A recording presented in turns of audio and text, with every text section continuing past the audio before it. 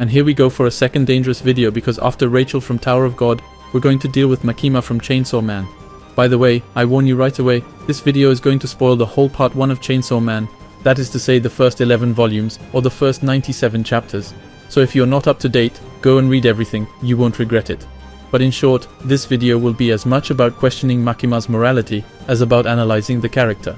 Note also that, contrary to what the clickbait title might suggest, I'm not going to give a binary vision of things and make Makima a blameless angel, but I'm going to play the devil's advocate again by nuancing her acts and by trying to understand what motivated her to do them.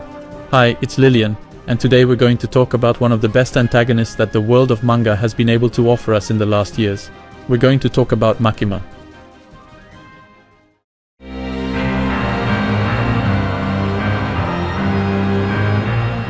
Makima is from the beginning of the story an ambiguous character, difficult to understand. There is a lot of mystery around her until we reveal who she really is. From the very beginning, she tells Denji that he must obey her like a dog would. She really treats him like an animal, even in the vocabulary she uses, but we don't really know if it's a kind of second degree, especially because there are moments, like the time when she comes to drink at the bar with everybody, where she clearly seems to be nice and quick with the jokes. It's quite vague. Moreover, at first sight it seems that this treatment is somehow imposed by her position, because she lets believe that she is only obeying those above her, and that the treatment imposed to Denji comes from the rules she has to follow. In the end, she is just a woman doing her job. That if she uses Denji, it's because she can't do better for him. That it's either that or he dies. So that she saves him by doing what she can do, in a way. However, we can see throughout the story some elements that tell us that there is something wrong with Makima. For example, from the first volume, when the character of power is introduced, we are shown a character who is a bit big-mouthed, a bit stupid, who rushes headlong, etc. We understand right away what kind of character she is, and we don't expect her to be afraid of anything. But we see right away in chapter 5 that she is extremely afraid of Makima, without us knowing why. We are reminded of Power's fear later on in chapter 39, just by her more than telling facial expressions. And it's not only Power. In a general way, we have the impression that everyone shits on each other when they have Makima against them. Even Quan Chi surrenders when Makima arrives, even though she is the first and strongest devil hunter. We realize that a lot of people want her dead too, the devil hunter, Quan Chi, or Kishibe. As for those who are not afraid of her, they all seem to feel a kind of fascination, you could say. They all fall under her charm, like Aki or Denji. And she plays with that. She has a bewitching side, she knows it and she uses it wonderfully. Moreover, it falls even on some readers visibly, the poor ones. There are also her powers that are incomprehensible. She takes a bullet in the middle of her head, but we find her a little later unharmed and her assailants dead on the ground with huge holes in their bodies. So we could already, from chapter 26, theorize about the fact that she is the gun devil, and that she can regenerate like Denji does, for example. But a few chapters later, she shows us another strange power, where she can kill people from a distance just by making the condemned ones pronounce their names, and they will die too. And this is only the first of a long list. We'll see her make a guy's nose bleed just by looking at him, see what seems to be the power of the rat devil, then the power of we don't know what against the darkness devil. In short, it doesn't make any sense, any logic. And finally, her actions are also more and more violent and cold as the story goes on. At the beginning she doesn't do much, she just takes care of the team she is building and reports to her hierarchy, but little by little we will see her go into action and be implacable against her enemies. There is the moment when she kills the people who shot her, or the one when she kills the ones who try to capture Denji with her crazy power. But it's okay because they are enemies. Then we go up a bit when she's going to gouge out the eyes of all the Yakuza relatives to force them to cooperate, which is still pretty extreme, even if they are Yakuza. And finally, the moment when I thought, yeah, that sucks, was when she killed Reze. Apart from the fact that Reze is an incredible character and that his death is terribly cruel, it's mainly the lack of a valid reason behind this murder that is strange. Until now, Makima had only killed enemies, but here it was someone without the slightest animosity and even a potential new powerful ally. At this point in the story, this death makes no sense, and finally there will be the death of Quan Chi, that Makima will kill in front of Kishibe's eyes, almost, although he was Quan Chi's companion in the past, and that she had surrendered. In the end, we don't really know what to think of Makima. We don't understand her powers or the meaning of her actions. We don't know if she has a personal goal, or if she is just under the orders of the government. We don't know if we should hate her or not. In short, it's very confusing. And then comes the revelation. Makima is the domination devil. And there, everything becomes clearer. We know why she seems to have many different powers. It's just that she takes the powers of the demons she dominates. Then everything will go very quickly. We will learn that she controlled the angel devil to kill all the ones he loved just to test her power. She will also take control of Aki's devil and many others to fight the gun devil. Then she will make him take control of Aki's body to force Denji to kill Aki with his own hands. Then, while Denji was at his lowest point after all that, even to the point of vomiting an ice cream, while he always used to eat absolutely everything without spoiling anything, even vomit, Makima is going to take advantage of it to completely destroy him psychologically by killing Power, giving us one of the most violent deaths in the history of Weekly Shonen Jump in my opinion. While Power was the favorite character of the readers, by the way, that's to say the balls that Fujimoto had, and she's going to wake up a childhood trauma that Denji had buried deep inside him. Behind this famous door that Pochita told him not to open, the fact that he killed his father. Anyway, all that to say that at this point, Fujimoto puts Makima at the top of the cruelty. He does everything to make her hated by the reader, but at the same time he gives us a certain fascination, and so he gives us a really incredible antagonist. But this is only the most obvious part of Makima's writing. It's already a lot, but it's not enough in my eyes to make an exceptional antagonist, because now we have to know what made Makima do all this.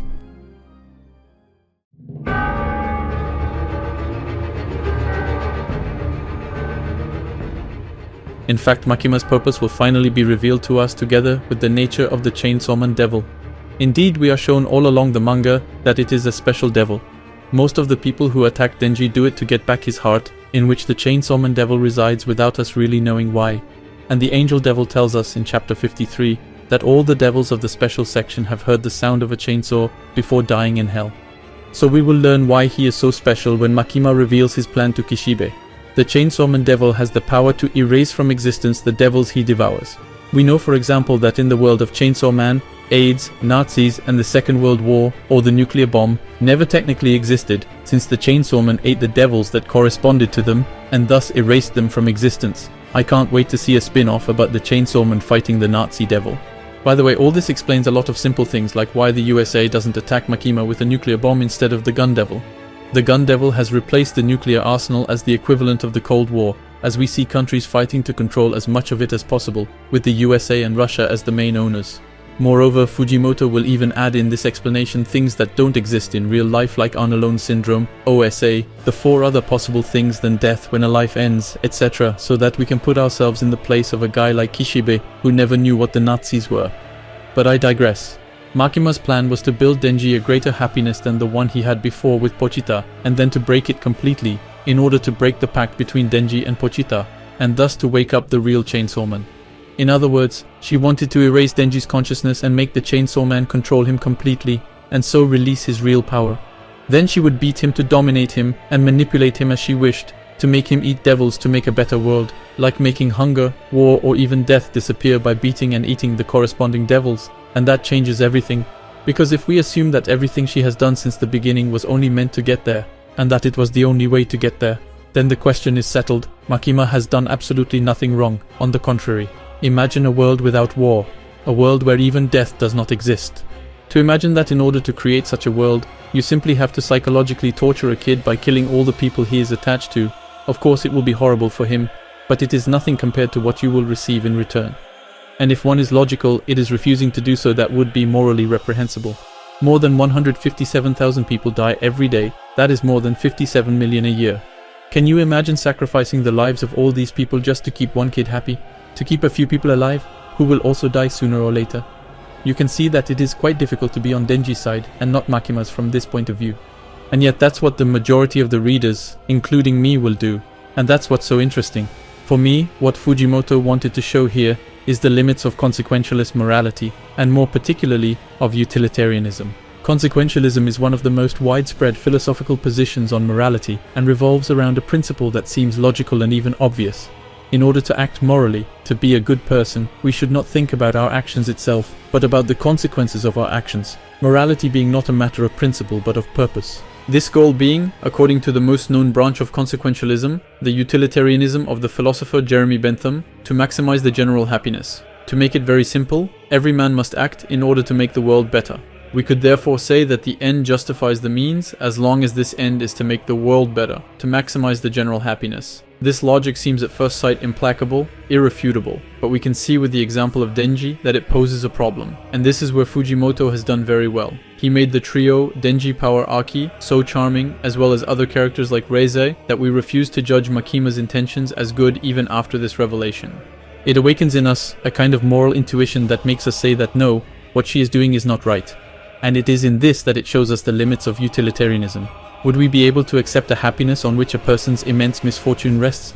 Moreover, this sensitivity to utilitarianism can vary greatly from one individual to another, and this is also what is interesting. Nobody will necessarily have the same opinion on the subject. First of all, because not everyone is a utilitarian to begin with, and the anti-utilitarians will see this as another argument to be against it, the scapegoat argument, which is quite classic. But even among utilitarian people, opinions will diverge. Some may remain utilitarian to the end and side with Makima, others will prefer to side directly with Denji, and others will not really know what to think. There is a phrase by the philosopher and psychologist William James that is very beautiful and sums up this problem perfectly.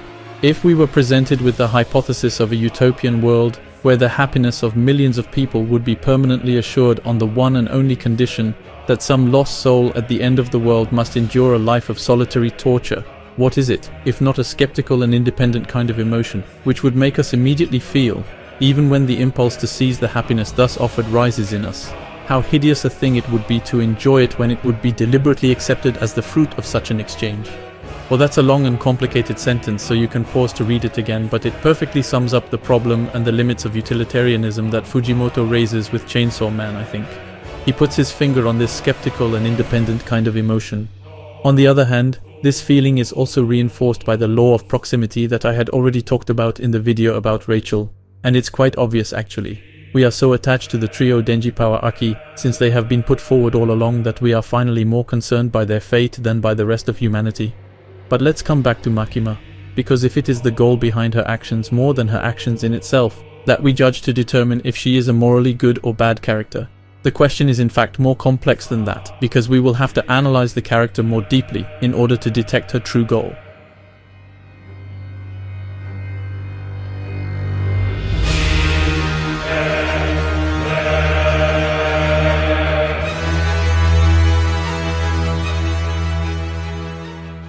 Because yes, in truth, Makima doesn't care about the fate of humanity. It's left to interpretation, but for me this promise to use the Chainsaw Man to make death, hunger, wars, or even Elon Musk disappear is only a way to have the support and trust of the Japanese government, and to make the pact making her somehow immortal, since every time she dies, a Japanese citizen dies of an accident instead of her. In truth, her only goal was to find the Chainsaw Man devil, as she is her biggest fan. But why? Well, we'll have to wait until the last chapter to find out. In fact, the domination devil only wanted one thing. Deep down, she dreamed of being able to be equal with others. By his nature, she could not create a relationship with anyone other than through fear, domination, and that's why, just like the Chainsaw Man devil who dreamed of being hugged, but for whom his excessive strength made it impossible, Makima wished she could be equal with at least one person, and the only person she thought she could be equal with was the Chainsaw Man. That's where the almost veneration of the Chainsaw Man comes from, that very love. That's why she is completely ecstatic when she fights him. She feels that she is not dominating, that she is equal to someone. Her fight against him is probably the only moment in the whole manga where Makima is happy. And it's also the only moment when we'll see her really angry, when the Chainsaw Man is less strong than her and loses. In fact, she won't feel any pleasure in fighting anymore when she doesn't fight the Chainsaw Man but Denji in the final fight. Because he is weaker than her, because she dominates him, because he is not the real Chainsaw Man. And this is where we see that she hates Denji. She is even jealous of him in truth. She thought she knew everything about the Chainsaw Man, and so she doesn't understand why he chose Denji and why he rejects her, why he doesn't eat her. In the end, she may have loved and even worshipped the Chainsaw Man, but she never really understood him, and this is what will cause her defeat. If she had tried to understand him better by really paying attention to Denji, by really asking herself why he had chosen him, she would have known that the Chainsaw Man was not just a bloodthirsty devil whose only goal was to sow chaos, but that deep down he was just a devil who wished to be loved, to have affection, to be hugged simply. A bit like her, in fact. But seeing relationships only through the prism of domination, someone she considered as her equal must, according to her, necessarily be someone extremely strong and ruthless. She could never have imagined that the Chainsaw Man devil could get attached to a poor, weak, starving and miserable kid. And this just because he gave her a hug. And deep down, even if she knew it, she couldn't have accepted it. And this is of course what will lead her to her loss. Because by considering Denji as a less than nothing, who doesn't deserve attention, she couldn't see him coming during the final attack, allowing her to defeat him. Obsessed by the Chainsaw Man and recognizing people only by their smell, she never retained Denji's smell, but only the one of the Chainsaw Man, so she didn't feel Denji's attack coming since she had ripped out Pochita's heart, and since he didn't have the smell of the Chainsaw Man anymore.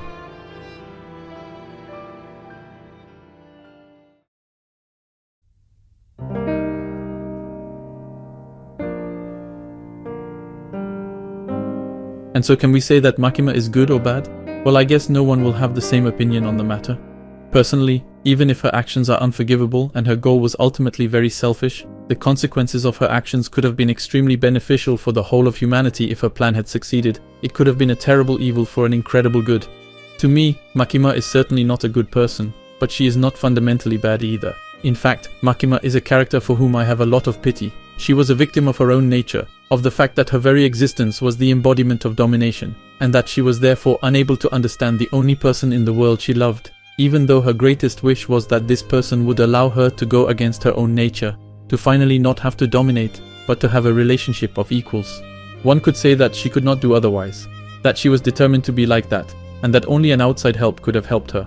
But it was already too late. The government had gotten hold of her and raised her to be the ruthless Makima we know. That is why Denji was forced to eliminate her. Is she really responsible for her actions if her nature and the conditioning that the Japanese government seems to have given her are responsible for what she has become?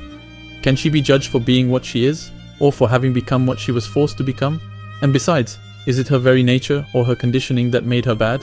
Once again, we find ourselves with the eternal debate of the innate versus the acquired, and in the end seems to tell us that the acquired predominates, or at least that's what Kishibe hopes by entrusting Nayuta to Denji, and this is the real meaning of the last chapter of Part 1 of Chainsaw Man.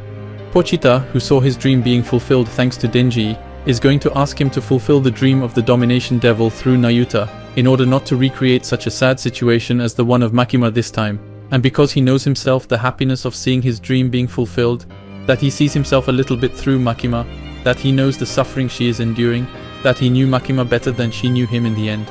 So this is how the first part of Chainsaw Man will end. Denji, the Chainsaw Man, is now going to hug Nayuta so that she, the domination devil, can live her dream, and so that Makima never has to do something wrong again.